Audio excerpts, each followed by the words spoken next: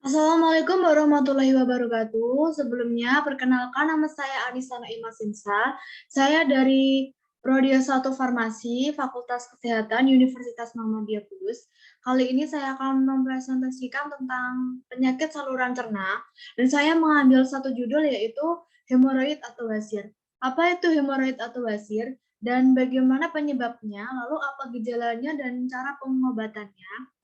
Nah, yang pertama, ada apa itu hemoroid atau wasir? Wasir atau hemoroid adalah pembengkakan atau pembesaran dari pembuluh darah di usus besar bagian akhir, rektum, serta dubur atau anus. Wasir merupakan penyakit yang dapat menyerang segala usia.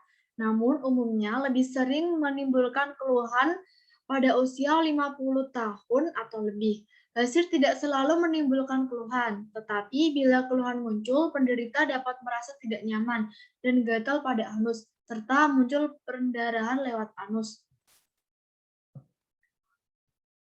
Nah, berikut ada beberapa gambar. Yang pertama ada pembagian hemoroid.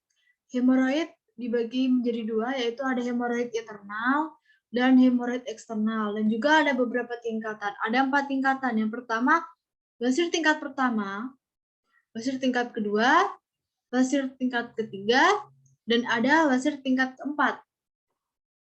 Dan selanjutnya, basir atau hemoroid bisa disebut juga sebagai ambeien. Dibagi dalam dua jenis, hemoroid internal dan eksternal. Seperti yang sudah saya jelaskan di gambar tadi, pembuluh darah yang membengkak di dalam anus dan tidak terlihat dari luar disebut sebagai hemoroid internal. Sedangkan pembengkakan yang terjadi di luar anus dekat lubang anus terasa lebih nyeri serta tampak dari luar disebut hemoroid eksternal.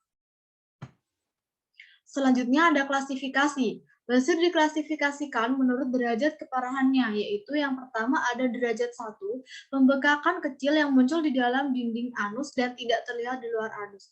Ini seperti gambar tingkatan yang tadi saya perlihatkan. Dan yang kedua, derajat 2, pembengkakan lebih besar yang keluar dari anus saat buang air besar atau BAB dan masuk kembali dengan sendirinya sesuai BAB. Dan yang ketiga, derajat ketiga, adanya satu atau beberapa benjolan kecil yang menggantung dari anus, namun bisa didorong untuk masuk kembali. Dan yang keempat, derajat 4, benjolan besar yang menggantung dari anus dan tidak bisa didorong kembali.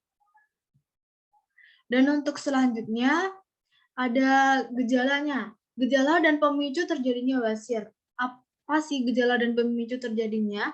Wasir seringkali ditandai dengan benjolan di luar anus. Selain itu, wasir kerap ditandai dengan sejumlah gejala lain wasir seperti rasa gatal atau sakit di sekitar anus, peredaran dari anus setelah buang air besar, keluarnya lendir setelah BAB. Lalu beberapa pemicu wasir adalah sembelit atau diare yang berlangsung lama, sering mengangkat beban berat, atau kehamilan, baru melahirkan, dan kebiasaan duduk terlalu lama. Dan selanjutnya ada cara mengobati dan mencegah wasir. Wasir dapat dicegah atau ditangani agar tidak membengkak dan pecah atau terpuntir. Pengobatan bisa dengan cara yang pertama, menerapkan pola makan yang sehat, mengonsumsi obat-obatan atau menggunakan salep wasir jika sudah terkena wasir. Nah, obat yang digunakan ada naproxen, salah satu jenis obat pereda nyeri dari golongan NSAID, non-steroid anti-inflammatory drugs.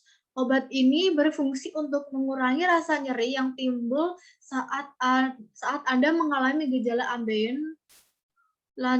Selanjutnya ada ibuprofen, hidrokortison rektal, ada lidosen, obat pencahar.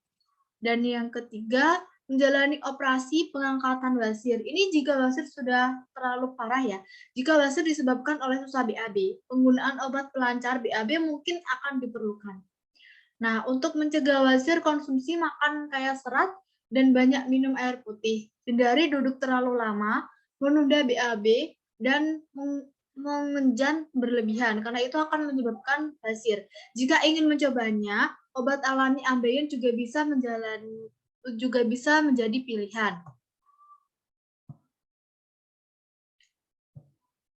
Dan mungkin itu saja yang bisa saya sampaikan, kurang lebihnya saya mohon maaf bila ada salah kata, dan segitu saja.